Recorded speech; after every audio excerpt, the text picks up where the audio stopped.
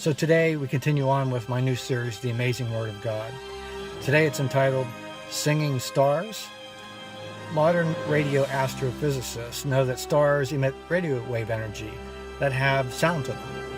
In some cases, very specific sounds, and some NASA scientists and other astrophysicists have claimed that they sound similar to music and to singing. That's just their way of describing that there's sound attached to these radio waves that are coming from stars. Well, that's like cool, but so what? Well, more than 1,500 years before Christ, God said this to Job, and I'll read it to you. It's out of Job 38. He said, "Where were you when I laid the earth's foundation? Tell me if you understand. Who marked off its dimensions? Surely you know. On what were its footing set, or who laid its cornerstone?" Now listen to this part. "While the morning stars sang, and all the angels shouted for joy."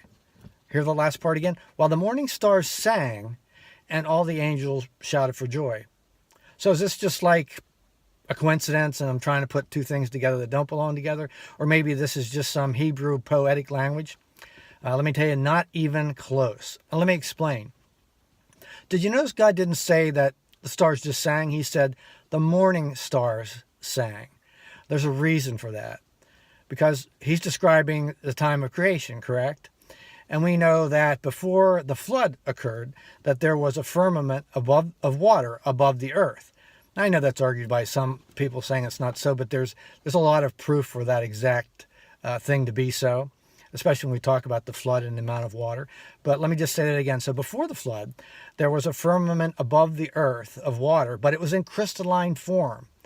Well, we know that crystals have very specific characteristics, and when they're energized by electromagnetic energy, they amplify long radio waves. That's what stars emit.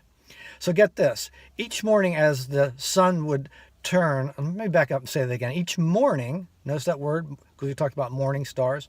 Each morning as the earth turned towards the sun, and the angle would be just right, those energized radio waves coming from the stars got vastly amplified by that firmament that was in crystal form and would cause loud sounds to be heard on earth. Now, the Hebrew word for sang is really interesting. It's pronounced Ranan, which is R-A-N-A-N, and it means actually two things. It can mean shouting and to sing as well. Now, isn't it interesting? That's the Hebrew word, and that's exactly what would have occurred at that time when the firmament was still above the earth, that those waves of radio energy would be amplified and could be heard.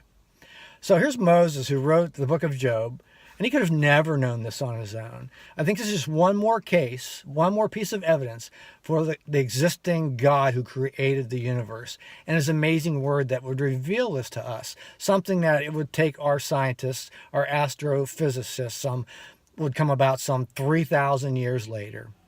So I hope you enjoyed this.